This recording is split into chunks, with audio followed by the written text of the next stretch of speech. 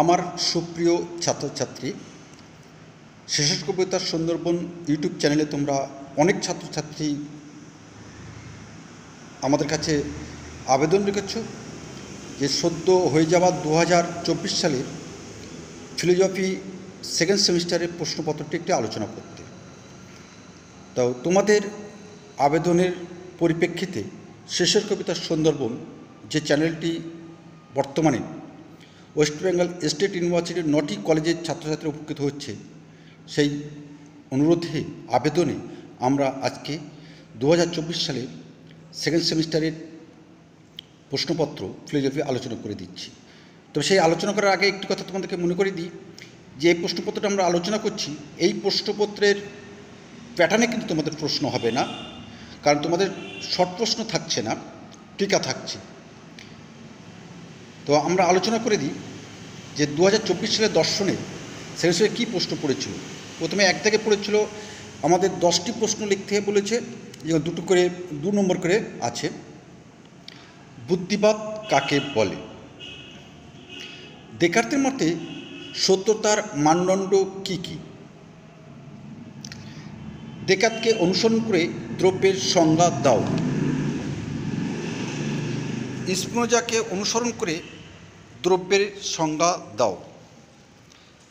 স্পিনোজার মতে জ্ঞানের স্তরগুলি কী কী? স্পিনোজার মতে গুণ কী? স্পিনোজা কত প্রকার দ্রব্য স্বীকার করেছেন এবং সেগুলি কী কী? লাইবনিজ মতে মনাড কী? সব ধারণাই সহজাত উক্তিটি কার? কোন ধারণা সহজাত কে বলেছেন? সব গুণই বস্তুগত উক্তিটির বক্তা কে? প্রতিরূপী বস্তুবাদ কী? প্রতিরূপী বস্তুবাদকে লোহা যবনিকা তত্ত্ব বলা হয় কেন? জন্মের সময় আমাদের মন থাকে একটি সাদা কাগজের মতো, এটি কার মত? দ্রব্য হল গুণের অজ্ঞাত ও অজ্ঞেয় আধার, কার উক্তি? বাকলে কি অহং সর্বস্ববাদী? হিউমের নিজস্ব মতটি কী? হিউম মতে মুদ্রণ কী? একটি পূর্বতসিদ্ধ সংশ্লেষক বচনের উদাহরণ দাও। বিচারবাদের মূল বক্তব্য কী? এবার আমরা আসব দুদাক, যেখানে 5 নম্বর করে অর্থাৎ টিকা লিখতে হবে। দুটি প্রশ্ন লিখতে হবে আমাদের, তার পূর্ণমান 10, অর্থাৎ প্রত্যেকটি প্রশ্নের মান 5। আর তোমাদের যদি এই চ্যানেলটি ভালো লাগে একটু প্লিজ সাবস্ক্রাইব করে দেবে এবং বন্ধুদের মধ্যে একটু শেয়ার করে দেওয়ার জন্য কিন্তু আমরা শেষের কবিতার পক্ষ থেকে একটু অনুরোধ রাখলাম। ডেকার্তকে অনুসরণ করে সহজাত ধারণাটি সংক্ষেপে আলোচনা করো। সরল বস্তুবাদের মূল বক্তব্যগুলি কী কী? লাইবনিজকে অনুসরণ করে মনাডের ধারণাটি সংক্ষেপে ব্যাখ্যা করো।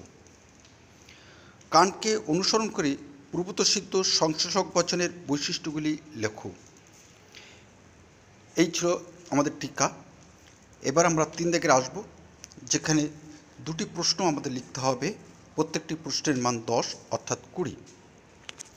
তো আমাদের চ্যানেল তোমাদের কেমন লাগছে শেষের কবিতার সুন্দরবন অবশ্যই কমেন্টস করে জানাবে, এবং যদি তুমি আমাদের চ্যানেলে নতুন এসে থাকো তা প্লিজ সাবস্ক্রাইব আওয়ার চ্যানেল শেষের কবিতার সুন্দরবন।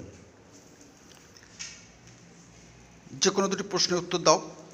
দ্রব্য সম্পর্কে বুদ্ধিবাদীদের মত বিস্তারিত আলোচনা করো। দেহ মন সম্পর্ক বিষয়ে সমান্তরালবাদ আলোচনা করো। লক্ষের মুখ্য গুণ ও গৌণ গুণের পার্থক্যের বিরুদ্ধে বাকলে কি যুক্তিগুলি বিস্তারিত আলোচনা করো। কার্যকরণ সম্বন্ধ বিষয়ে পুরুষোক্তি তত্ত্বটি ব্যাখ্যা করো। এই ছিল তোমাদের 2024 সালের সেকেন্ড সেমিস্টারের প্রশ্নপত্র। সেই প্রশ্নপত্রটা তোমাদের কাছে আমরা তুলে ধরলাম। আর তোমাদের যদি এই আলোচনা, এই ধরনের চ্যানেল তোমাদের ভালো লাগে, অবশ্যই তোমরা আমাদের পাশে থাকবে, এইটুকু আমরা প্রত্যাশা রাখতে পারি। তো এরপরেও যদি তোমাদের কোনো সমস্যা হয় অবশ্যই কমেন্টস করে জানাবে। আমার হোয়াটসঅ্যাপ নম্বর নিশ্চয়ই তোমরা জানো, এবং সেই হোয়াটসঅ্যাপ নম্বরে তোমরা জানিয়ে দেবে। আমরা চেষ্টা করব তোমাকে সহযোগিতা করার জন্যে, তোমার পাশে দাঁড়ানোর জন্যে। তো আজ আসি, অন্য কোনো ভিডিও আবার তোমাদের সাথে দেখা হবে। নিশ্চয়ই এইভাবে এরূপভাবে এমন করে দেখা আমাদের হবেই।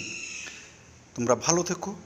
এই তুলে দিলাম তোমাদের 2024 সালের ফিলোজফি জেনারেল পেপারের প্রশ্ন 2024।